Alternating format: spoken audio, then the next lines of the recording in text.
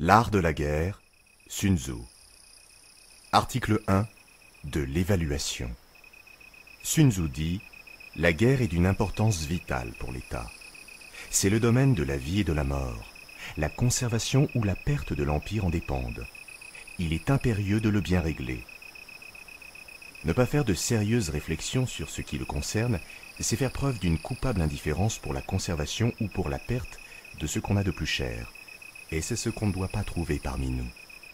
5 choses principales doivent faire l'objet de nos continuelles méditations et de tous nos soins, comme le font ces grands artistes qui, lorsqu'ils entreprennent quelque chef-d'œuvre, ont toujours présent à l'esprit le but qu'ils se proposent, mettent à profit tout ce qu'ils voient, tout ce qu'ils entendent, ne négligent rien pour acquérir de nouvelles connaissances et tous les secours qui peuvent les conduire heureusement à leur fin. Si nous voulons que la gloire et les succès accompagnent nos armes, nous ne devons jamais perdre de vue la doctrine, le temps, l'espace, le commandement, la discipline. La doctrine fait naître l'unité de pensée. Elle nous inspire une même manière de vivre et de mourir, et nous rend intrépides et inébranlables dans les malheurs et dans la mort. Si nous connaissons bien le temps, nous n'ignorerons point ces 2 grands principes yin et yang par lesquels toutes les choses naturelles sont formées et par lesquels les éléments reçoivent leurs différentes modifications. Nous saurons le temps de leur union et de leur mutuel concours pour la production du froid, du chaud, de la sérénité ou de l'intempérie de l'air. L'espace n'est pas moins digne de notre attention que le temps. Étudions-le bien, et nous aurons la connaissance du haut et du bas, du loin comme du près, du large et de l'étroit, de ce qui demeure et de ce qui ne fait que passer. J'entends par commandement l'équité, l'amour pour ceux en particulier qui nous sont soumis et pour tous les hommes en général, la science des ressources, le courage et la valeur, la rigueur, telles sont les qualités qui doivent caractériser celui qui est revêtu de la dignité de général, vertus nécessaires pour l'acquisition desquelles nous ne devons rien négliger. Seules, elles peuvent nous mettre en état de marcher dignement à la tête des autres. Aux connaissances dont je viens de parler, il faut ajouter celle de la discipline. Posséder l'art de ranger les troupes, n'ignorer aucune des lois de la subordination et les faire observer à la rigueur, être instruit des devoirs particuliers de chacun de nos subalternes, savoir connaître les différents chemins par où on peut arriver à un même terme, ne pas dédaigner d'entrer dans un détail exact de toutes les choses qui peuvent servir et se mettre au fait de chacune d'elles en particulier. Tout cela ensemble forme un corps de discipline dont la connaissance pratique ne doit point échapper à la sagacité ni aux attentions d'un général. Vous donc que le choix du prince à placer à la tête des armées, jetez les fondements de votre science militaire sur les 5 principes que je viens d'établir. La victoire suivra partout vos pas. Vous n'éprouverez au contraire que les plus honteuses défaites si, par ignorance ou par présomption, vous venez à les omettre ou à les rejeter. Les connaissances que je viens d'indiquer vous permettront de discerner parmi les princes qui gouvernent le monde celui qui a le plus de doctrine et de vertu. Vous connaîtrez les grands généraux qui peuvent se trouver dans les différents royaumes, de sorte que vous pourrez conjecturer assez sûrement quel est celui des 2 antagonistes qui doit l'emporter. Et si vous devez entrer vous-même en lice, vous pourrez raisonnablement vous flatter de devenir victorieux. Ces mêmes connaissances vous feront prévoir les moments les plus favorables, le temps et l'espace étant conjugués pour ordonner le mouvement des troupes et les itinéraires qu'elles devront suivre, et dont vous réglerez à propos toutes les marches. Vous ne commencerez ni ne terminerez jamais la campagne hors de saison. Vous connaîtrez le fort et le faible, tant de ceux qu'on aura confiés à vos soins que des ennemis que vous aurez à combattre. Vous saurez en quelle quantité et dans quel état se trouveront les munitions de guerre et de bouche des 2 armées. Vous distribuerez les récompenses avec libéralité, mais avec choix. Et vous n'épargnerez pas les châtiments quand il en sera besoin. Admirateurs de vos vertus et de vos capacités, les officiers généraux placés sous votre autorité vous serviront autant par plaisir que par devoir. Ils entreront dans toutes vos vues, et leur exemple entraînera infailliblement celui des subalternes, et les simples soldats concourront eux-mêmes de toute leur force à vous assurer les plus glorieux succès. Estimez, respectez, chéris des vôtres. Les peuples voisins viendront avec joie se ranger sous les étendards du prince que vous servez, ou pour vivre sous ses lois, ou pour obtenir simplement sa protection. Également instruits de ce que vous pourrez, Et de ce que vous ne pourrez pas, vous ne formerez aucune entreprise qui ne puisse être menée à bonne fin. Vous verrez avec la même pénétration ce qui sera loin de vous comme ce qui se passera sous vos yeux, et ce qui se passera sous vos yeux comme ce qui en est le plus éloigné. Vous profiterez de la dissension qui surgit chez vos ennemis pour attirer les mécontents dans votre parti en ne leur ménageant ni les promesses, ni les dons, ni les récompenses. Si vos ennemis sont plus puissants et plus forts que vous, vous ne les attaquerez point. Vous éviterez avec un grand soin ce qui peut conduire à un engagement général. Vous cacherez toujours avec une extrême attention l'état où vous vous trouverez.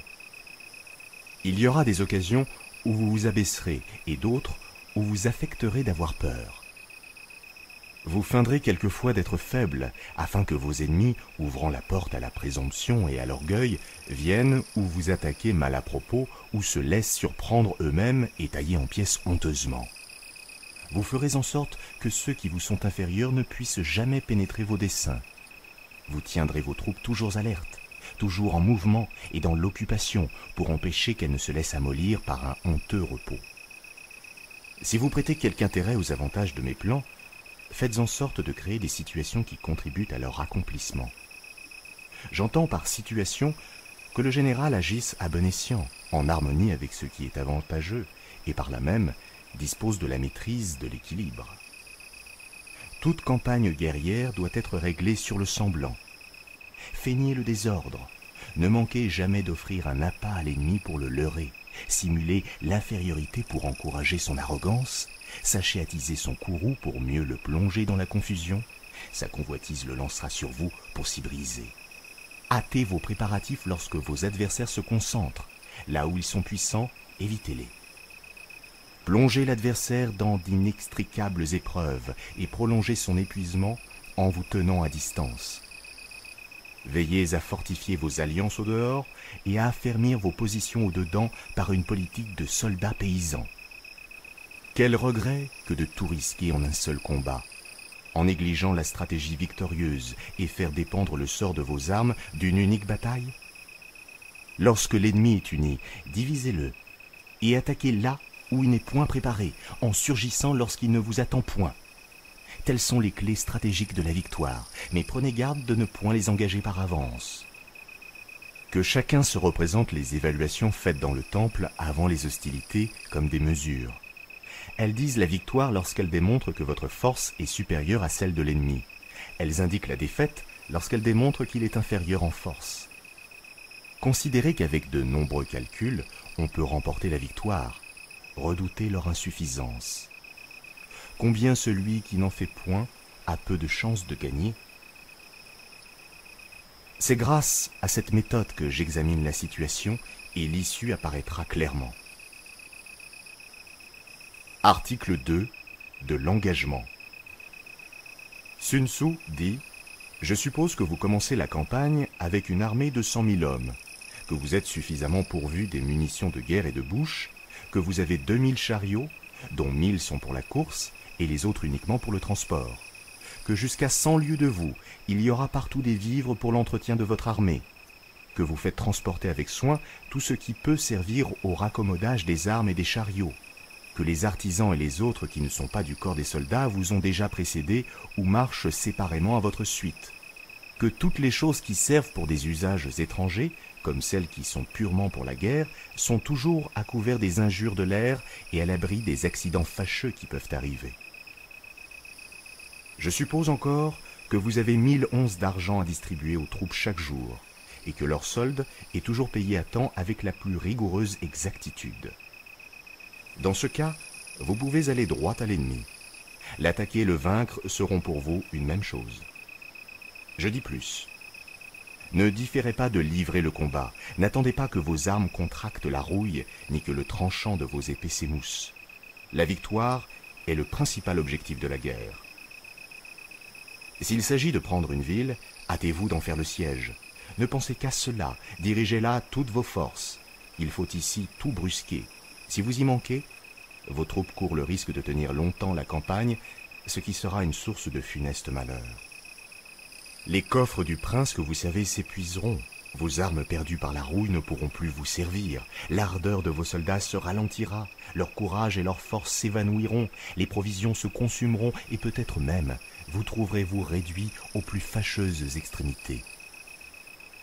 Instruits du pitoyable état où vous serez alors, vos ennemis sortiront tout frais, fondront sur vous et vous tailleront en pièces. Quoique jusqu'à ce jour vous ayez joui d'une grande réputation, désormais vous aurez perdu la face. En vain, dans d'autres occasions, aurez-vous donné des marques éclatantes de votre valeur, toute la gloire que vous aurez acquise sera effacée par ce dernier trait. Je le répète, on ne saurait tenir les troupes longtemps en campagne sans porter un très grand préjudice à l'État et sans donner une atteinte mortelle à sa propre réputation. Ceux qui possèdent les vrais principes de l'art militaire ne s'y prennent pas à deux fois. Dès la première campagne, tout est fini. Ils ne consomment pas pendant 3 années de suite des vivres inutilement. Ils trouvent le moyen de faire subsister leurs armées aux dépens de l'ennemi et épargnent à l'État les frais immenses qu'il est obligé de faire lorsqu'il faut transporter bien loin toutes les provisions. Ils n'ignorent point, et vous devez le savoir aussi, que rien n'épuise tant un royaume que les dépenses de cette nature. Car que l'armée soit aux frontières ou qu'elle soit dans les pays éloignés, le peuple en souffre toujours. Toutes les choses nécessaires à la vie augmentent de prix. Elles deviennent rares. Et ceux mêmes qui, dans des temps ordinaires, sont le plus à leur aise, n'ont bientôt plus de quoi les acheter. Le prince perçoit en hâte le tribut des denrées que chaque famille lui doit. Et la misère se répandant du sein des villes jusque dans les campagnes, des 10 parties du nécessaire, on est obligé d'en retrancher 7. Il n'est pas jusqu'au souverain qui ne ressente sa part des malheurs communs. Ses cuirasses, ses casques, ses flèches, ses arcs, ses boucliers, ses chars, ses lances, ses javelots, tout cela se détruira. Les chevaux, les bœufs, même qui labourent les terres du domaine, dépériront, et des 10 parties de sa dépense ordinaire se verra contraint d'en retrancher 6. C'est pour prévenir tous ces désastres qu'un habile général n'oublie rien pour abréger les campagnes, et pour pouvoir vivre aux dépens de l'ennemi, ou tout au moins pour consommer les denrées étrangères à prix d'argent s'il le faut.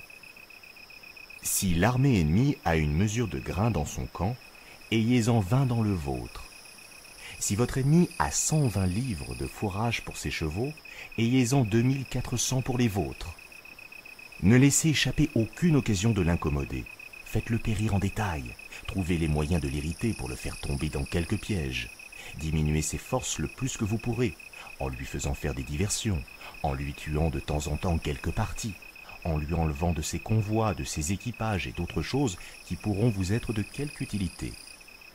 Lorsque vos gens auront pris sur l'ennemi au-delà de 10 chars, commencez par récompenser libéralement tant ceux qui auront conduit l'entreprise que ceux qui l'auront exécutée. Employez ces chars aux mêmes usages que vous employez les vôtres, mais auparavant, ôtez-en les marques distinctives qui pourront s'y trouver. Traitez bien les prisonniers. Nourrissez-les comme vos propres soldats. Faites en sorte, s'il se peut, qu'ils se trouvent mieux chez vous qu'ils ne le seraient dans leur propre camp ou dans le sein même de leur patrie. Ne les laissez jamais oisifs, tirez parti de leur service avec les défiances convenables et, pour le dire en 2 mots, conduisez-vous à leur égard comme s'ils étaient des troupes qui se fussent enrôlées librement sous vos étendards. Voilà ce que j'appelle gagner une bataille et devenir plus fort. Si vous faites exactement ce que je viens de vous indiquer, les succès accompagneront tous vos pas. Partout vous serez vainqueur. Vous ménagerez la vie de vos soldats, vous affermirez votre pays dans ses anciennes possessions, vous lui en procurerez de nouvelles, vous augmenterez la splendeur et la gloire de l'État, et le prince ainsi que les sujets vous seront redevables de la douce tranquillité dans laquelle ils couleront désormais leurs jours. L'essentiel est dans la victoire, et non dans les opérations prolongées. Le général qui s'entend dans l'art de la guerre est le ministre du destin du peuple et l'arbitre de la destinée de la victoire. Quels objets peuvent être plus dignes de votre attention et de tous vos efforts? Article 3. Des propositions de la victoire et de la défaite. Sun Tzu dit « Voici quelques maximes dont vous devez être pénétrés avant que de vouloir forcer des villes ou gagner des batailles. Conservez les possessions et tous les droits du prince que vous servez. Voilà quel doit être le premier de vos soins. Les agrandir en empiétant sur les ennemis, c'est ce que vous ne devez faire que lorsque vous y serez forcés. Veillez au repos des villes de votre pays. Voilà ce qui doit principalement vous occuper. Troubler celui des villes ennemies, ce ne doit être que votre pis-aller. Mettre à couvert de toute insulte les villages amis, voilà ce à quoi vous devez penser. Faire des irruptions dans les villages ennemis, c'est ce à quoi la nécessité seule doit vous engager. Empêcher que les hameaux et les chaumières des paysans ne souffrent le plus petit dommage, c'est ce qui mérite également votre attention. Porter le ravage et dévaster les installations agricoles de vos ennemis, c'est ce qu'une disette de tout doit seule vous faire entreprendre. Conserver les possessions des ennemis est ce que vous devez faire en premier lieu, comme ce qu'il y a de plus parfait. Les détruire doit être l'effet de la nécessité. Si un général agit ainsi, sa conduite ne différera pas de celle des plus vertueux personnages. Elle s'accordera avec le ciel et la terre, dont les opérations tendent à la production et à la conservation des choses plutôt qu'à leur destruction. Ces maximes, une fois bien gravées dans votre cœur, je suis garant du succès. Je dis plus. La meilleure politique guerrière est de prendre un État intact. Une politique inférieure à celle-ci consisterait à le ruiner. Il vaut mieux que l'armée de l'ennemi soit faite prisonnière plutôt que détruite. Il importe davantage de prendre un bataillon intact que de l'anéantir. Eussiez-vous 100 combats à livrer, 100 victoires en seraient le fruit. Cependant, ne cherchez pas à dompter vos ennemis au prix des combats et des victoires. Car s'il y a des cas où ce qui est au-dessus du bon n'est pas bon lui-même, c'en est ici un où plus on s'élève au-dessus du bon, plus on s'approche du pernicieux et du mauvais. Il faut plutôt subjuguer l'ennemi sans donner bataille. Ce sera là le cas où plus vous vous élèverez au-dessus du bon, plus vous vous approcherez de l'incomparable et de l'excellent. Les grands généraux en viennent à bout en découvrant tous les artifices de l'ennemi, en faisant avorter tous ses projets, en semant la discorde parmi ses partisans, en les tenant toujours en haleine, en empêchant les secours étrangers qu'il pourrait recevoir et en lui ôtant toutes les facilités qu'il pourrait avoir de se déterminer à quelque chose d'avantageux pour lui. Sun Tzu dit « Il est d'une importance suprême dans la guerre d'attaquer la stratégie de l'ennemi. Celui qui excelle à résoudre les difficultés le fait avant qu'elles ne surviennent. Celui qui arrache le trophée avant que les craintes de son ennemi ne prennent forme excelle dans la conquête.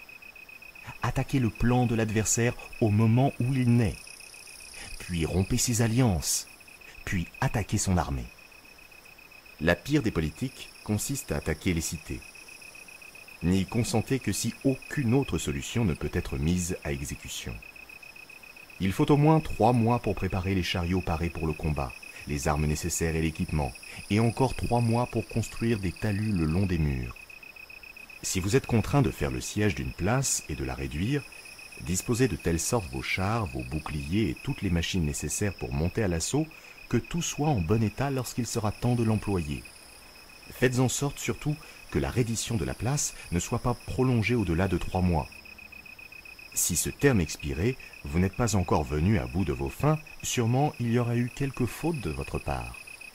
N'oubliez rien pour les réparer. À la tête de vos troupes, redoublez vos efforts. En allant à l'assaut, imitez la vigilance, l'activité, l'ardeur et l'opiniâtreté des fourmis. Je suppose que vous aurez fait auparavant les retranchements et les autres ouvrages nécessaires, que vous aurez élevé des redoutes pour découvrir ce qui se passe chez les assiégés, et que vous aurez paré à tous les inconvénients que votre prudence vous aura fait prévoir. Si avec toutes ces précautions, il arrive que de 3 parties de vos soldats vous ayez le malheur d'en perdre une, sans pouvoir être victorieux, soyez convaincus que vous n'avez pas bien attaqué. Un habile général ne se trouve jamais réduit à de telles extrémités. Sans donner des batailles, il sait l'art d'humilier ses ennemis. Sans répandre une goutte de sang, sans tirer même une épée, il vient à bout de prendre les villes. Sans mettre les pieds dans les royaumes étrangers, il trouve le moyen de les conquérir sans opération prolongée, et sans perdre un temps considérable à la tête de ses troupes, il procure une gloire immortelle au prince qu'il sert. Il assure le bonheur de ses compatriotes et fait que l'univers lui est redevable du repos et de la paix. Tel est le but auquel tous ceux qui commandent les armées doivent tendre sans cesse et sans jamais se décourager. Votre but demeure de vous saisir de l'Empire alors qu'il est intact, Ainsi vos troupes ne seront pas épuisées et vos gains seront complets. Tel est l'art de la stratégie victorieuse. Il y a une infinité de situations différentes dans lesquelles vous pouvez vous trouver par rapport à l'ennemi. On ne saurait les prévoir toutes. C'est pourquoi je n'entre pas dans un plus grand détail. Vos lumières et votre expérience vous suggéreront ce que vous aurez à faire, à mesure que les circonstances se présenteront. Néanmoins, je vais vous donner quelques conseils généraux dont vous pourrez faire usage à l'occasion. Si vous êtes 10 fois plus fort en nombre que ne l'est l'ennemi, environnez-le de toutes parts. Ne lui laissez aucun passage libre. Faites en sorte qu'il ne puisse ni s'évader pour aller camper ailleurs, ni recevoir le moindre secours. Si vous avez 5 fois plus de monde que lui, disposez tellement votre armée qu'elle puisse l'attaquer par 4 côtés à la fois lorsqu'il en sera temps. Si l'ennemi est une fois moins fort que vous, contentez-vous de partager votre armée en 2.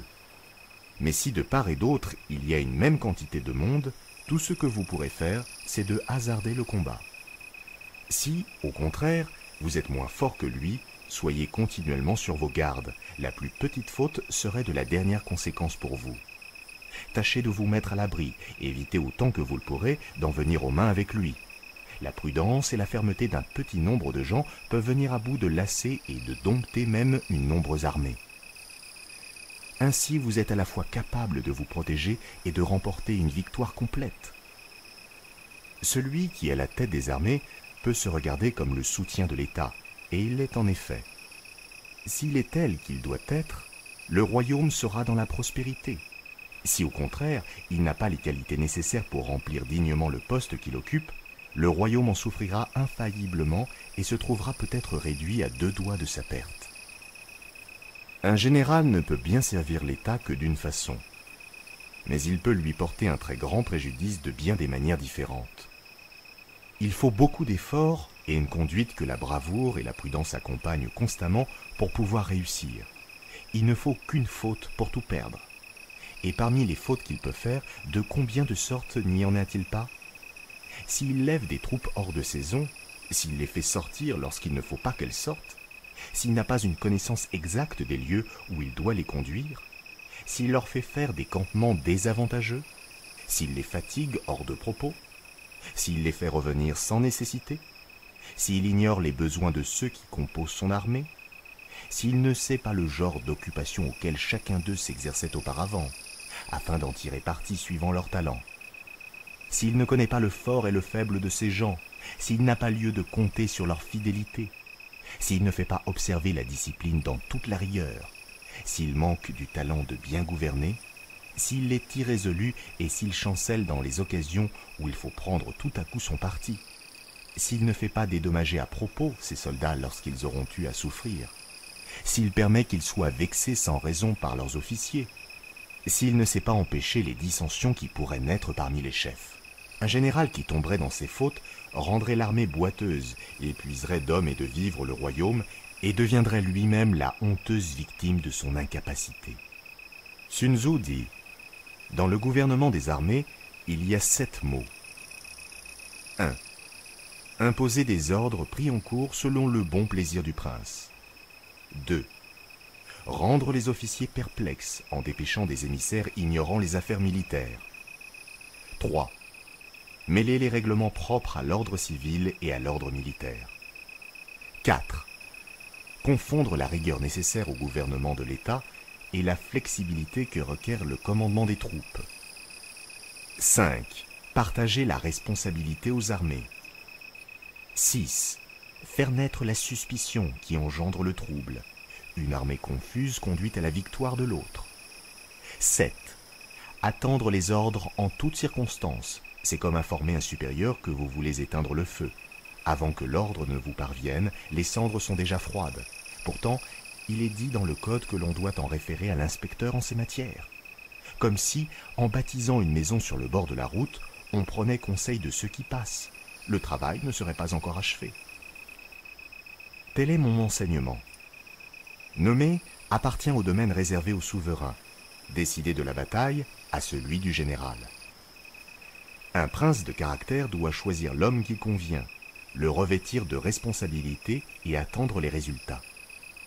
Pour être victorieux de ses ennemis, 5 circonstances sont nécessaires. 1. Savoir quand il est à propos de combattre et quand il convient de se retirer. 2. Savoir employer le peu et le beaucoup suivant les circonstances. 3. Assortir habilement ses rangs. Mencius dit « La saison appropriée n'est pas aussi importante que les avantages du sol, et tout cela n'est pas aussi important que l'harmonie des relations humaines. » 4. Celui qui, prudent, se prépare à affronter l'ennemi qui n'est pas encore, celui-là même sera victorieux. Tirer prétexte de sa rusticité et ne pas prévoir est le plus grand des crimes. Être prêt en dehors de toute contingence est la plus grande des vertus. 5. Être à l'abri des ingérences du souverain dans tout ce qu'on peut tenter pour son service et la gloire de ses armes. C'est dans ces 5 matières que se trouve la voie de la victoire. Connais ton ennemi et connais-toi toi-même, eussiez-vous 100 guerres à soutenir, 100 fois vous serez victorieux. Si tu ignores ton ennemi et que tu te connais toi-même, tes chances de perdre et de gagner seront égales. Si tu ignores à la fois ton ennemi et toi-même, tu ne compteras tes combats que par tes défaites. Article 4 de la mesure dans la disposition des moyens. Sun Tzu dit « Anciennement, ceux qui étaient expérimentés dans l'art des combats se rendaient invincibles, attendaient que l'ennemi soit vulnérable et ne s'engageaient jamais dans des guerres qu'ils prévoyaient ne devoir pas finir avec avantage. Avant que de les entreprendre, ils étaient comme sûrs du succès. Si l'occasion d'aller contre l'ennemi n'était pas favorable, ils attendaient des temps plus heureux. Ils avaient pour principe que l'on ne pouvait être vaincu que par sa propre faute, et qu'on n'était jamais victorieux que par la faute des ennemis. Se rendre invincible dépend de soi. Rendre à coup sûr l'ennemi vulnérable dépend de lui-même. Être instruit des moyens qui assurent la victoire n'est pas encore la remporter. Ainsi, les habiles généraux savaient d'abord ce qu'ils devaient craindre ou ce qu'ils avaient à espérer, et ils avançaient ou reculaient la campagne. Ils donnaient bataille ou ils se retranchaient, suivant les lumières qu'ils avaient, tant sur l'état de leurs propres troupes que sur celui des troupes de l'ennemi. S'ils se croyaient plus forts, ils ne craignaient pas d'aller au combat et d'attaquer les premiers. S'ils voyaient au contraire qu'ils fussent plus faibles, ils se retranchaient et se tenaient sur la défensive. L'invincibilité se trouve dans la défense, la possibilité de victoire dans l'attaque. Celui qui se défend montre que sa force est inadéquate, celui qui attaque qu'elle est abondante. L'art de se tenir à propos sur la défensive ne le cède point à celui de combattre avec succès. Les experts dans la défense doivent s'enfoncer jusqu'au centre de la terre. Ceux, au contraire, qui veulent briller dans l'attaque doivent s'élever jusqu'au 9e ciel. Pour se mettre en défense contre l'ennemi, il faut être caché dans le sein de la terre, comme ces veines d'eau dont on ne sait pas la source et dont on ne saurait trouver les sentiers. C'est ainsi que vous cacherez toutes vos démarches et que vous serez impénétrables. Ceux qui combattent doivent s'élever jusqu'au 9e ciel, c'est-à-dire, il faut qu'ils combattent de telle sorte que l'univers entier retentisse du bruit de leur gloire. Sa propre conservation est le but principal qu'on doit se proposer dans ces 2 cas. Savoir l'art de vaincre, comme ceux qui ont fourni cette même carrière avec honneur, c'est précisément où vous devez tendre. Vouloir l'emporter sur tous et chercher à raffiner dans les choses militaires, c'est risquer de ne pas égaler les grands maîtres, c'est s'exposer même à rester infiniment en dessous d'eux, car c'est ici où ce qui est au-dessus du bon n'est pas bon lui-même. Remporter des victoires par le moyen des combats a été regardé de tout temps par l'univers entier comme quelque chose de bon. Mais j'ose vous le dire, c'est encore ici où ce qui est au-dessus du bon est souvent pire que le mauvais. Prédire une victoire que l'homme ordinaire peut prévoir et être appelé universellement expert n'est pas le fait de l'habileté guerrière. Car soulever le duvet des lapins en automne ne demande pas grande force. Il ne faut pas avoir les yeux bien pénétrants pour découvrir le soleil et la lune. Il ne faut pas avoir l'oreille bien délicate pour entendre le tonnerre lorsqu'il gronde avec fracas. Rien de plus naturel, rien de plus aisé, rien de plus simple que tout cela. Les habiles guerriers ne trouvent pas plus de difficultés dans les combats. Ils font en sorte de remporter la bataille après avoir créé les conditions appropriées.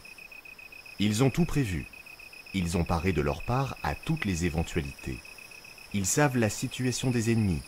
Ils connaissent leurs forces et n'ignorent point ce qu'ils peuvent faire et jusqu'où ils peuvent aller.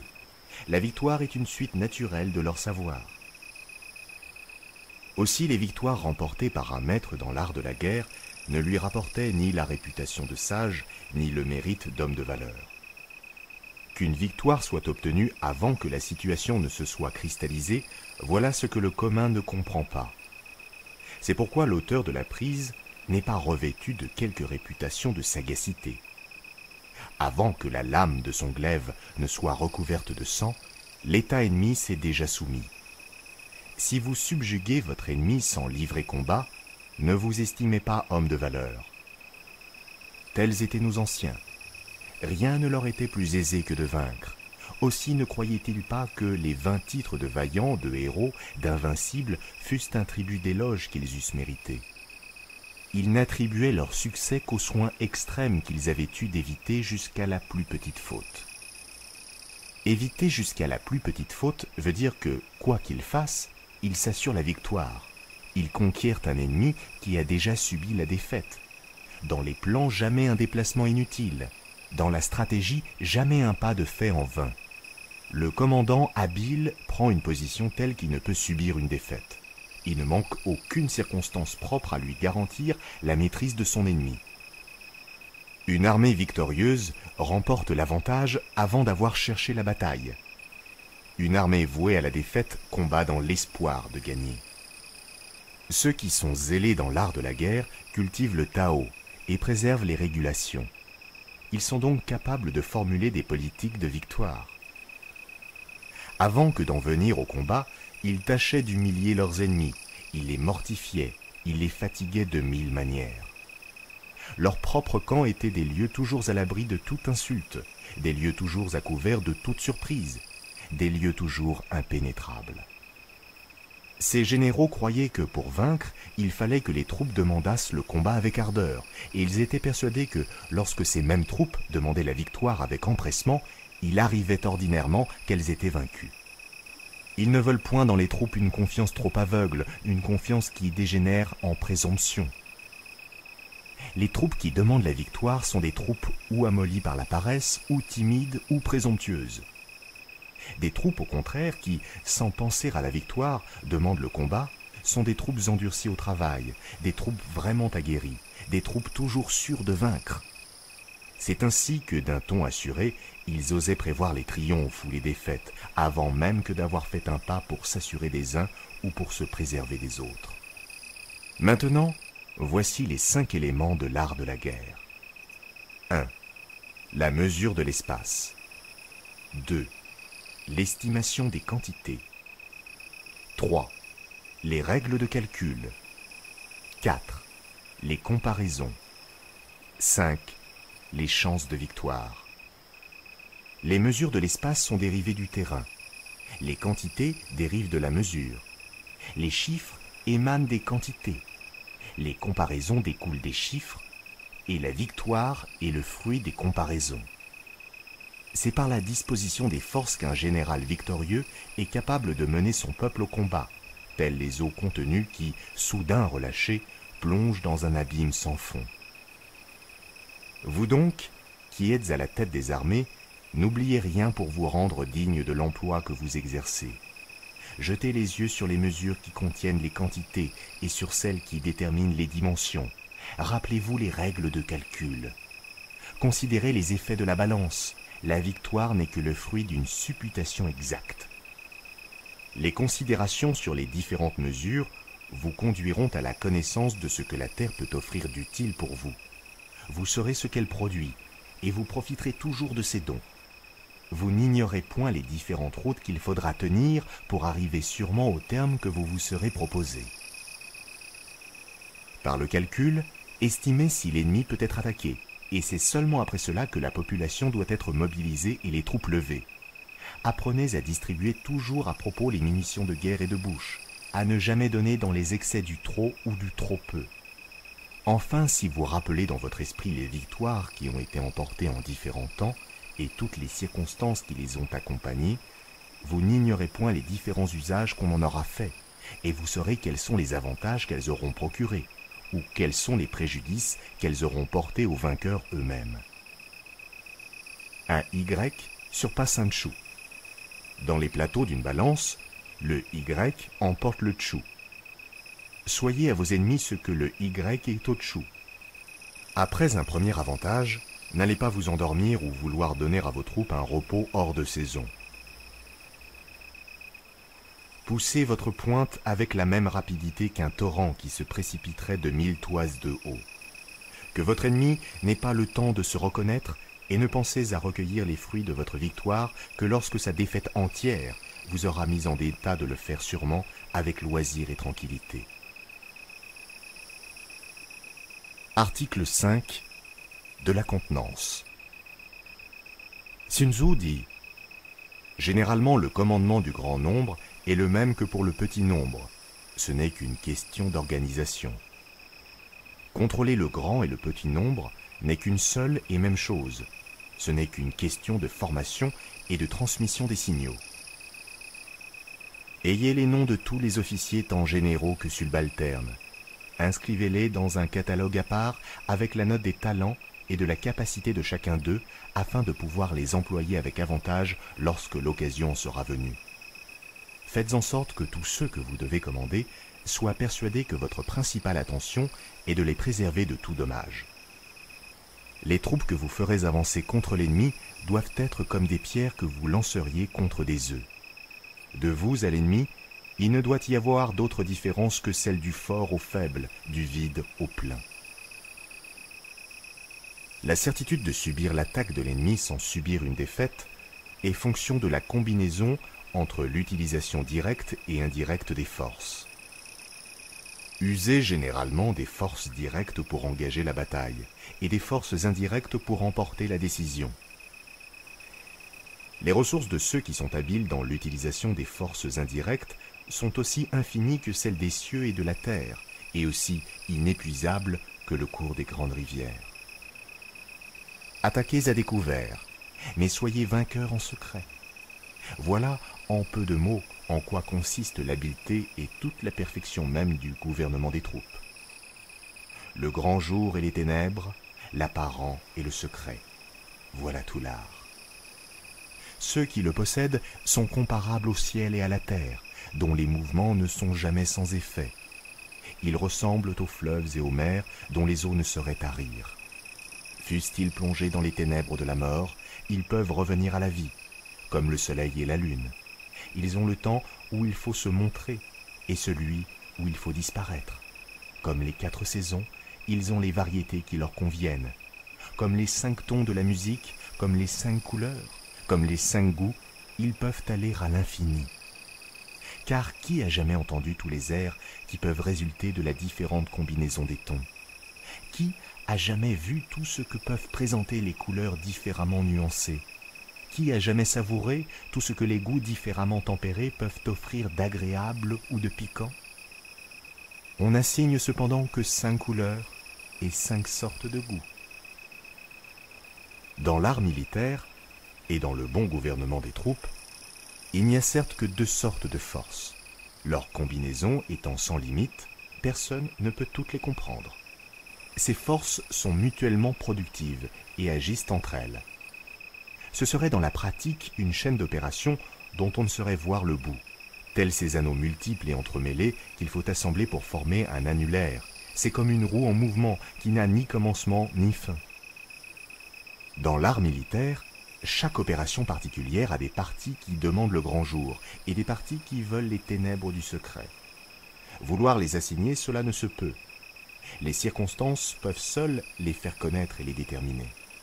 On oppose les plus grands quartiers de rochers à des eaux rapides dont on veut resserrer le lit. On n'emploie que des filets faibles et déliés pour prendre les petits poissons. Cependant, le fleuve rompt quelquefois ses digues après les avoir minées peu à peu, et les oiseaux viennent à bout de briser les chaînes qui les retiennent à force de se débattre. C'est par son élan que l'eau des torrents se heurte contre les rochers. C'est sur la mesure de la distance que se règle le faucon pour briser le corps de sa proie. Ceux-là possèdent véritablement l'art de bien gouverner les troupes. qui ont su et qui savent rendre leur puissance formidable, qui ont acquis une autorité sans borne, qui ne se laissent abattre par aucun événement, quelque fâcheux qu'il puisse être, qui ne font rien avec précipitation, qui se conduisent, lors même qu'ils sont surpris, avec le sang-froid qu'ils ont ordinairement dans les actions méditées et dans les cas prévus longtemps auparavant, et qui agissent toujours dans tout ce qu'ils font avec une promptitude qui n'est guère que le fruit de l'habileté, jointe à une longue expérience. Ainsi, l'élan de celui qui est habile dans l'art de la guerre est irrésistible et son attaque est réglée avec précision. Le potentiel de ces sortes de guerriers est comme celui de ces grands arcs totalement bandés. Tout plie sous leurs coups, tout est renversé. Tel qu'un globe qui présente une égalité parfaite entre tous les points de sa surface, ils sont également forts partout. Partout leur résistance est la même. Dans le fort de la mêlée et d'un désordre apparent, ils savent garder un ordre que rien ne saurait interrompre. Ils font naître la force du sein même de la faiblesse. Ils font sortir le courage et la valeur du milieu de la poltronie et de la pusillanimité. Mais savoir garder un ordre merveilleux au milieu même du désordre, cela ne se peut sans avoir fait auparavant de profondes réflexions sur tous les événements qui peuvent arriver. Faire naître la force du sein même de la faiblesse, cela n'appartient qu'à ceux qui ont une puissance absolue et une autorité sans borne. Par le mot de puissance, il ne faut pas entendre ici domination, mais cette faculté qui fait qu'on peut réduire en acte tout ce qu'on se propose. Savoir faire sortir le courage et la valeur du milieu de la poltronie et de la pusillanimité, c'est être héros soi-même, c'est être plus que héros, c'est être au-dessus des plus intrépides. Un commandant habile recherche la victoire dans la situation et ne l'exige pas de ses subordonnés. Quelque grand, quelque merveilleux que tout cela paraisse, j'exige cependant quelque chose de plus encore de ceux qui gouvernent les troupes. C'est l'art de faire mouvoir à son gré les ennemis. Ceux qui le possèdent, cet art admirable, disposent de la contenance de leurs gens et de leur armée qu'ils commandent, de telle sorte qu'ils font venir l'ennemi toutes les fois qu'ils le jugent à propos. Ils savent faire des libéralités quand il convient. Ils en font même à ceux qu'ils veulent vaincre. Ils donnent à l'ennemi et l'ennemi reçoit. Ils lui abandonnent et il vient prendre. Ils sont prêts à tout. Ils profitent de toutes les circonstances. Toujours méfiants, ils font surveiller les subordonnés qu'ils emploient et, se méfiant d'eux-mêmes, ils ne négligent aucun moyen qui puisse leur être utile. Ils regardent les hommes contre lesquels ils doivent combattre, comme des pierres ou des pièces de bois qu'ils seraient chargés de faire rouler de haut en bas. La pierre et le bois n'ont aucun mouvement de leur nature. S'ils sont une fois en repos, ils n'en sortent pas d'eux-mêmes, mais ils suivent le mouvement qu'on leur imprime. S'ils sont carrés, ils s'arrêtent d'abord. S'ils sont ronds, ils roulent jusqu'à ce qu'ils trouvent une résistance plus forte que la force qui leur était imprimée. Faites en sorte que l'ennemi soit entre vos mains comme une pierre de figure ronde, que vous auriez à faire rouler d'une montagne qui aurait 1000 toises de haut. La force qui lui est imprimée est minime, les résultats sont énormes. C'est en cela qu'on reconnaîtra que vous avez de la puissance et de l'autorité. Article 6. Du plein et du vide. Sun Tzu dit « Une des choses les plus essentielles que vous ayez à faire avant le combat, c'est de bien choisir le lieu de votre campement. Pour cela, il faut user de diligence. Il ne faut pas se laisser prévenir par l'ennemi. Il faut être campé avant qu'il ait eu le temps de vous reconnaître, avant même qu'il ait pu être instruit de votre marche. La moindre négligence en ce genre peut être pour vous de la dernière conséquence. En général, il n'y a que du désavantage à camper après les autres. Celui qui est capable de faire venir l'ennemi de sa propre initiative le fait en lui offrant quelque avantage, et celui qui est désireux de l'en empêcher le fait en le blessant. Celui qui est chargé de la conduite d'une armée ne doit point se fier à d'autres pour un choix de cette importance. Il doit faire quelque chose de plus encore. S'il est véritablement habile, il pourra disposer à son gré du campement même et de toutes les marches de son ennemi. Un grand général n'attend pas qu'on le fasse aller, il sait faire venir. Si vous faites en sorte que l'ennemi cherche à se rendre de son plein gré dans les lieux où vous souhaitez précisément qu'il aille, faites en sorte aussi de lui aplanir toutes les difficultés et de lever tous les obstacles qu'il pourrait rencontrer, de crainte qu'alarmé par les impossibilités qu'il suppute, ou les inconvénients trop manifestes qu'il découvre, il renonce à son dessein. Vous en serez pour votre travail et pour vos peines, peut-être même pour quelque chose de plus. La grande science est de lui faire vouloir tout ce que vous voulez qu'il fasse et de lui fournir, sans qu'il s'en aperçoive, tous les moyens de vous seconder. Après que vous aurez ainsi disposé du lieu de votre campement et de celui de l'ennemi lui-même, attendez tranquillement que votre adversaire fasse les premières démarches. Mais en attendant, tâchez de l'affamer au milieu de l'abondance, de lui procurer du tracas dans le sein du repos, et de lui susciter 1000 terreurs dans le temps même de sa plus grande sécurité. Si après avoir longtemps attendu, vous ne voyez pas que l'ennemi se dispose à sortir de son camp, sortez vous-même du vôtre. Par votre mouvement, provoquez le sien. Donnez-lui de fréquentes alarmes, faites-lui naître l'occasion de faire quelque imprudence dont vous puissiez tirer du profit. S'il s'agit de garder, gardez avec force. Ne vous endormez point. S'il s'agit d'aller, allez promptement. Allez sûrement par des chemins qui ne soient connus que de vous. Rendez-vous dans des lieux où l'ennemi ne puisse pas soupçonner que vous ayez dessein d'aller. Sortez tout à coup d'où il ne vous attend pas et tombez sur lui lorsqu'il y pensera le moins. Pour être certain de prendre ce que vous attaquez, il faut donner l'assaut là où il ne se protège pas. Pour être certain de garder ce que vous défendez, il faut défendre un endroit que l'ennemi n'attaque pas. Si après avoir marché assez longtemps, si par vos marches et contre-marches, vous avez parcouru l'espace de 1000 lieues sans que vous ayez reçu encore aucun dommage, sans même que vous ayez été arrêté, concluez. Ou que l'ennemi ignore vos desseins, ou qu'il a peur de vous, ou qu'il ne fait pas garder les postes qui peuvent être de conséquence pour lui. Évitez de tomber dans un pareil défaut. Le grand art d'un général est de faire en sorte que l'ennemi ignore toujours le lieu où il aura à combattre, et de lui dérober avec soin la connaissance des postes qu'il fait garder. S'il en vient à bout, et qu'il puisse cacher de même jusqu'au moindre de ses démarches, ce n'est pas seulement un habile général, c'est un homme extraordinaire, c'est un prodige. Sans être vu, il voit, il entend. Sans être entendu, il agit sans bruit et dispose comme il lui plaît du sort de ses ennemis. De plus, si, les armées étant déployées, vous n'apercevez pas qu'il y ait un certain vide qui puisse vous favoriser, ne tentez pas d'enfoncer les bataillons ennemis. Si, lorsqu'ils prennent la fuite, ou qu'ils retournent sur leurs pas, ils usent d'une extrême diligence et marchent en bon ordre, ne tentez pas de les poursuivre, ou, si vous les poursuivez, que ce ne soit jamais ni trop loin ni dans les pays inconnus. Si, lorsque vous avez dessein de livrer la bataille, les ennemis restent dans leur retranchement, n'allez pas les y attaquer, surtout s'ils sont bien retranchés, s'ils ont de larges fossés et des murailles élevées qui les couvrent. Si, au contraire, croyant qu'il n'est pas à propos de livrer le combat, vous voulez l'éviter, tenez-vous dans vos retranchements et disposez-vous à soutenir l'attaque et à faire quelques sorties utiles. Laissez fatiguer les ennemis. Attendez qu'ils soient ou en désordre ou dans une très grande sécurité. Vous pourrez sortir alors et fondre sur eux avec avantage. Ayez constamment une extrême attention à ne jamais séparer les différents corps de vos armées. Faites qu'ils puissent toujours se soutenir aisément les uns les autres. Au contraire, faites faire à l'ennemi le plus de diversion qu'il se pourra.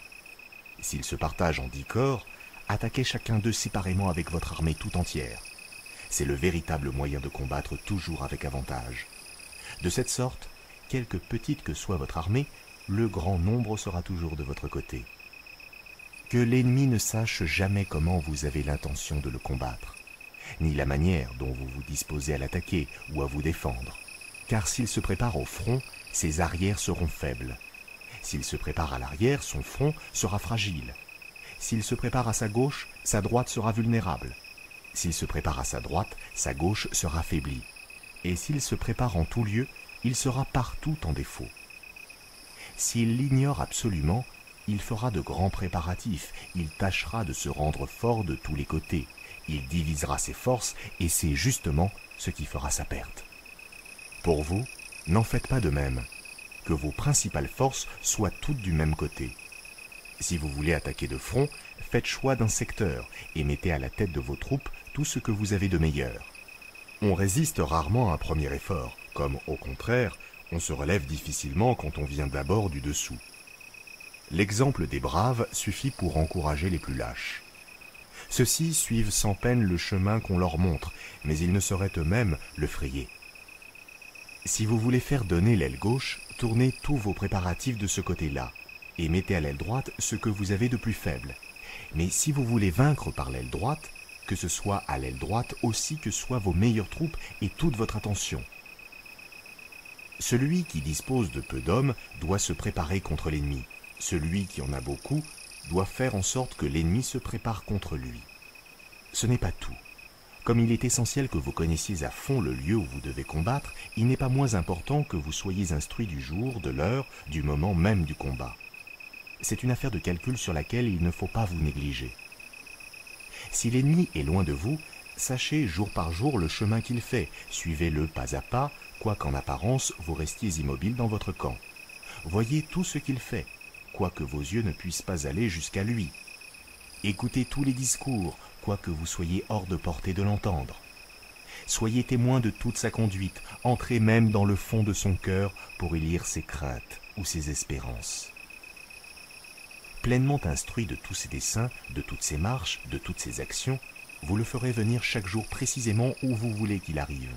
En ce cas, vous l'obligerez à camper de manière que le front de son armée ne puisse pas recevoir du secours de ceux qui sont à la queue, que l'aile droite ne puisse pas aider l'aile gauche et que vous le combattrez ainsi dans le lieu et au temps qui vous conviendront le plus.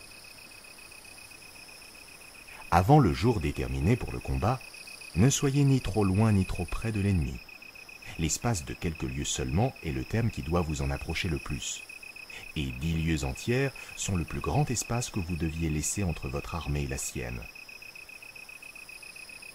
Ne cherchez pas à avoir une armée trop nombreuse. La trop grande quantité de monde est souvent plus nuisible qu'elle n'est utile. Une petite armée bien disciplinée est invincible sous un bon général. À quoi servaient au roi Dihué les belles et nombreuses cohortes qu'il avait sur pied lorsqu'il était en guerre contre le roi de Hou? Celui-ci, avec peu de troupes, avec une poignée de monde, le vainquit, le dompta, et ne lui laissa de tous ses états qu'un souvenir amer, et la honte éternelle de les avoir si mal gouvernés. Je dis que la victoire peut être créée. Même si l'ennemi est en nombre, je peux l'empêcher d'engager le combat. Car s'il ignore ma situation militaire, je peux faire en sorte qu'il se préoccupe de sa propre préparation. Ainsi, je lui ôte le loisir d'établir les plans pour me battre. 1. Détermine les plans de l'ennemi et tu sauras quelle stratégie sera couronnée de succès et celle qui ne le sera pas. 2. Perturbe-le et fais-lui dévoiler son ordre de bataille. 3. Détermine ses dispositions et fais-lui découvrir son champ de bataille. 4. Mets-le à l'épreuve et apprends où sa force est abondante et où elle est déficiente. 5. La suprême tactique consiste à disposer ses troupes sans forme apparente. Alors les espions les plus pénétrants ne peuvent fureter et les sages ne peuvent établir des plans contre vous. 6. C'est selon les formes que j'établis des plans pour la victoire, mais la multitude ne le comprend guère. Bien que tous puissent voir les aspects extérieurs, personne ne peut comprendre la voie selon laquelle j'ai créé la victoire. 7. Et quand j'ai remporté une bataille, je ne répète pas ma tactique, mais je réponds aux circonstances selon une variété infinie de voies. Cependant, si vous n'aviez qu'une petite armée, n'allez pas mal à propos vouloir vous mesurer avec une armée nombreuse. Vous avez bien des précautions à prendre avant que d'en venir là. Quand on a les connaissances dont j'ai parlé plus haut, on sait s'il faut attaquer ou se tenir simplement sur la défensive. On sait qu'il faut rester tranquille et quand il est temps de se mettre en mouvement. Et si l'on est forcé de combattre, on sait si l'on sera vainqueur ou vaincu. Avoir simplement la contenance des ennemis, on peut conclure sa victoire ou sa défaite, sa perte ou son salut. Encore une fois, si vous voulez attaquer le premier, ne le faites pas avant d'avoir examiné si vous avez tout ce qu'il faut pour réussir. Au moment de déclencher votre action, lisez dans les premiers regards de vos soldats. Soyez attentifs à leurs premiers mouvements. Et par leur ardeur ou leur nonchalance, par leur crainte ou leur intrépidité, concluez au succès ou à la défaite. Ce n'est point un présage trompeur que celui de la première contenance d'une armée prête à livrer le combat. Il en est de tels qui, ayant remporté la plus signalée victoire, auraient été entièrement défaites si la bataille s'était livrée un jour plus tôt ou quelques heures plus tard. Il en doit être des troupes à peu près comme d'une eau courante. De même que l'eau qui coule évite les hauteurs et se hâte vers le pays plat, de même une armée évite la force et frappe la faiblesse. Si la source est élevée, la rivière ou le ruisseau coule rapidement. Si la source est presque de niveau, on s'aperçoit à peine de quelques mouvements. S'il se trouve quelque vide, l'eau la remplit d'elle-même dès qu'elle trouve la moindre issue qui la favorise. S'il y a des endroits trop pleins, l'eau cherche naturellement à se décharger ailleurs. Pour vous, si, en parcourant les rangs de votre armée, vous voyez qu'il y a du vide, il faut le remplir. Si vous trouvez du surabondant, il faut le diminuer. Si vous apercevez du trop haut, il faut l'abaisser. S'il y a du trop bas, il faut le relever. L'eau, dans son cours, suit la situation du terrain dans lequel elle coule. De même, votre armée doit s'adapter au terrain sur lequel elle se meut. L'eau qui n'a point de pente ne saurait couler. Des troupes qui ne sont pas bien conduites ne sauraient vaincre. Le général habile tirera parti des circonstances même les plus dangereuses et les plus critiques. Il saura faire prendre la forme qu'il voudra, non seulement à l'armée qu'il commande, mais encore à celle des ennemis. Les troupes, quelles qu'elles puissent être, n'ont pas des qualités constantes qui les rendent invincibles. Les plus mauvais soldats peuvent changer en bien et devenir d'excellents guerriers. Conduisez-vous conformément à ce principe. Ne laissez jamais aucune occasion lorsque vous la trouverez favorable. Les 5 éléments ne sont pas partout ni toujours également purs. Les 4 saisons ne se succèdent pas de la même manière chaque année. Le lever et le coucher du soleil ne sont pas constamment au même point de l'horizon. Parmi les jours, certains sont longs, d'autres courts. La lune croît et décroît et n'est pas toujours également brillante. Une armée bien conduite et bien disciplinée imite à propos toutes ces variétés. Article 7 de l'affrontement direct et indirect. Sun Tzu dit: après que le général aura reçu du souverain l'ordre de tenir la campagne, il rassemble les troupes et mobilise le peuple. Il fait de l'armée un ensemble harmonieux. Maintenant, il doit mettre son attention à leur procurer des campements avantageux, car c'est de là principalement que dépend la réussite de ses projets et de toutes ses entreprises. Cette affaire n'est pas d'une exécution aussi facile qu'on pourrait bien se l'imaginer. Les difficultés s'y rencontrent souvent sans nombre et de toutes espèces. Il ne faut rien oublier pour les aplanir et pour les vaincre. Les troupes, une fois campées, il faut tourner ses vues du côté du près et du loin, des avantages et des pertes, du travail et du repos, de la diligence et de la lenteur, c'est-à-dire qu'il faut rendre près ce qui est loin, tirer profit de ses pertes mêmes, substituer un utile travail à un honteux repos, convertir la lenteur en diligence. Il faut que vous soyez prêt lorsque l'ennemi vous croit bien loin, que vous ayez un avantage réel lorsque l'ennemi croit vous avoir occasionné quelques pertes, que vous soyez occupé de quelque utile travail lorsqu'il vous croit enseveli dans le repos, et que vous usiez de toutes sortes de diligence lorsqu'il ne croit apercevoir dans vous que de la lenteur. C'est ainsi qu'en lui donnant le change, vous l'endormirez lui-même pour pouvoir l'attaquer lorsqu'il y pensera le moins et sans qu'il ait le temps de se reconnaître. L'art de profiter du près et du loin consiste à tenir l'ennemi éloigné du lieu que vous aurez choisi pour votre campement et de tous les postes qui vous paraîtront de quelque conséquence. Il consiste à éloigner de l'ennemi tout ce qui pourrait lui être avantageux et à rapprocher de vous tout ce dont vous pourrez tirer quelque avantage. Il consiste ensuite à vous tenir continuellement sur vos gardes pour n'être pas surpris et à veiller sans cesse pour épier le moment de surprendre votre adversaire. Ainsi, prenez une voie indirecte et divertissez l'ennemi en lui présentant le leur. De cette façon, vous pouvez vous mettre en route après lui et arriver avant lui. Celui qui est capable de faire cela comprend l'approche directe et indirecte. De plus, ne vous engagez jamais dans de petites actions que vous ne soyez sûr qu'elles tourneront à votre avantage, et encore, ne le faites point si vous n'y êtes comme forcé. Mais surtout, gardez-vous bien de vous engager à une action générale si vous n'êtes comme assuré d'une victoire complète. Il est très dangereux d'avoir de la précipitation dans des cas semblables. Une bataille risquée mal à propos peut vous perdre entièrement.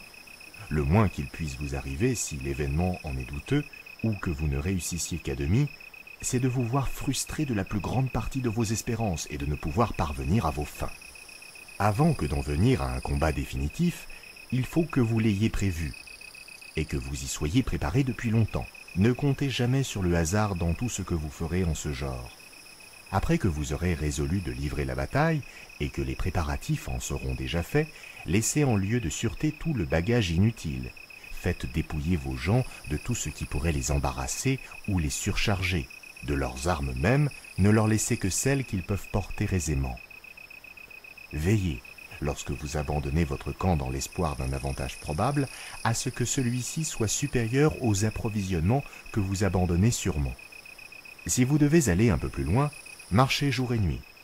Faites le double du chemin ordinaire, que l'élite de vos troupes soit à la tête. Mettez les plus faibles à la queue. Prévoyez tout, disposez tout et fondez sur l'ennemi lorsqu'il vous croit encore à 100 lieues d'éloignement. Dans ce cas, je vous annonce la victoire. Mais si, ayant à faire 100 lieues de chemin avant que de pouvoir l'atteindre, vous n'en faites de votre côté que 50 et que l'ennemi, s'étant avancé, en fait autant, de 10 parties, il y en a 5 que vous serez vaincu. Comme de 3 parties, il y en a 2 que vous serez vainqueurs. Si l'ennemi n'apprend que vous allez à lui que lorsqu'il ne vous reste plus que 30 lieues à faire pour pouvoir le joindre, il est difficile que, dans le peu de temps qu'il lui reste, il puisse pourvoir à tout et se préparer à vous recevoir. Sous prétexte de faire opposer vos gens, gardez-vous bien de manquer l'attaque dès que vous serez arrivé. Un ennemi surpris est à demi vaincu. Il n'en est pas de même s'il a le temps de se reconnaître. Bientôt, il peut trouver des ressources pour vous échapper et peut-être même pour vous perdre.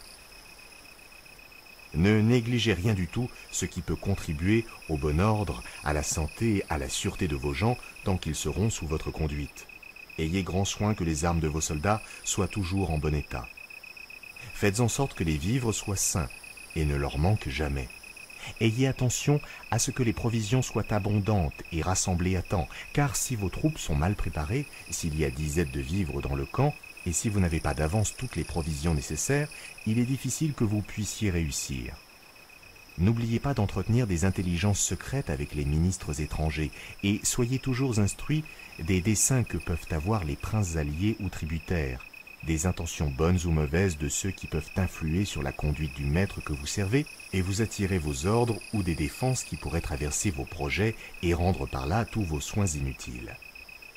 Votre prudence et votre valeur ne sauraient tenir longtemps contre leur cabale ou leurs mauvais conseils. Pour obvier à cet inconvénient, consultez-les dans certaines occasions, comme si vous aviez besoin de leur lumière, que tous leurs amis soient les vôtres. Ne soyez jamais divisés d'intérêt avec eux. Cédez-leur dans les petites choses. En un mot, entretenez l'union la plus étroite qu'il vous sera possible. Ayez une connaissance exacte et de détails de tout ce qui vous environne. Sachez où il y a une forêt, un petit bois, une rivière, un ruisseau, un terrain aride et pierreux, un lieu marécageux et malsain, une montagne, une colline, une petite élévation, un vallon, un précipice, un défilé, un champ ouvert, enfin, tout ce qui peut servir ou nuire aux troupes que vous commandez. S'il arrive que vous soyez hors d'état de pouvoir être instruit par vous-même de l'avantage ou du désavantage du terrain, ayez des guides locaux sur lesquels vous puissiez compter sûrement. La force militaire est réglée sur sa relation au semblant. Déplacez-vous quand vous êtes à votre avantage et créez des changements de situation en dispersant et concentrant les forces. Dans les occasions où il s'agira d'être tranquille, qu'il règne dans votre camp une tranquillité semblable à celle qui règne au milieu des plus épaisses forêts.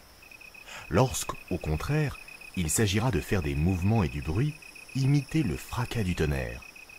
S'il faut être ferme dans votre poste, soyez-y immobile comme une montagne. S'il faut sortir pour aller au pillage, ayez l'activité du feu. S'il faut éblouir l'ennemi, soyez comme un éclair. S'il faut cacher vos desseins, soyez obscurs comme les ténèbres. Gardez-vous sur toute chose de faire jamais aucune sortie en vain. Lorsque vous ferez tant que d'envoyer quelques détachements, que ce soit toujours dans l'espérance ou, pour mieux dire, dans la certitude d'un avantage réel. Pour éviter les mécontentements, faites toujours une exacte et juste répartition de tout ce que vous aurez enlevé à l'ennemi. Celui qui connaît l'art de l'approche directe et indirecte sera victorieux. Voilà l'art de l'affrontement. À tout ce que je viens de dire, il faut ajouter la manière de donner vos ordres et de les faire exécuter. Il est des occasions et des campements où la plupart de vos gens ne sauraient ni vous voir ni vous entendre.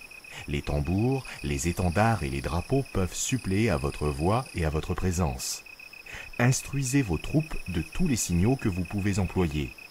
Si vous avez à faire des évolutions pendant la nuit, faites exécuter des ordres au bruit d'un grand nombre de tambours. Si au contraire, c'est pendant le jour qu'il faut que vous agissiez, employez les drapeaux et les étendards pour faire savoir vos volontés. Le fracas d'un grand nombre de tambours servira pendant la nuit autant à jeter l'épouvante parmi vos ennemis qu'à ranimer le courage de vos soldats. L'éclat d'un grand nombre d'étendards, la multitude de leurs évolutions, la diversité de leurs couleurs et la bizarrerie de leur assemblage, en instruisant vos gens, les tiendront toujours en haleine pendant le jour, les occuperont et leur réjouiront le cœur en jetant le trouble et la perplexité dans celui de vos ennemis.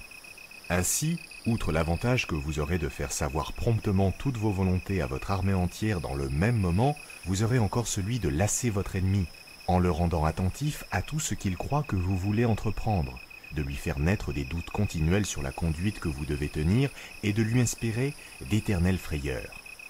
Si quelque brave veut sortir seul hors des rangs pour aller provoquer l'ennemi, ne le permettez point. Il arrive rarement qu'un tel homme puisse revenir. Il périt pour l'ordinaire ou pour la trahison ou accablé par le grand nombre. Lorsque vous verrez vos troupes bien disposées, ne manquez pas de profiter de leur ardeur. C'est à l'habileté du général à faire naître les occasions et à distinguer lorsqu'elles sont favorables. Mais il ne doit pas négliger pour cela de prendre l'avis des officiers généraux, ni de profiter de leur lumière, surtout si elles ont le bien commun pour objet. On peut voler à une armée son esprit et lui dérober son adresse, de même que le courage de son commandant.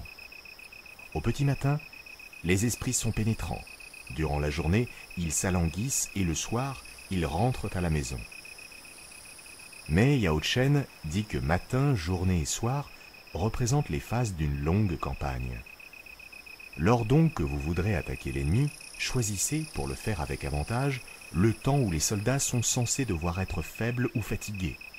Vous aurez pris auparavant vos précautions et vos troupes reposées et fraîches auront de leur côté l'avantage de la force et de la vigueur. Tel est le contrôle du facteur moral. Si vous voyez que l'ordre règne dans les rangs ennemis, attendez qu'il soit interrompu et que vous aperceviez quelque désordre.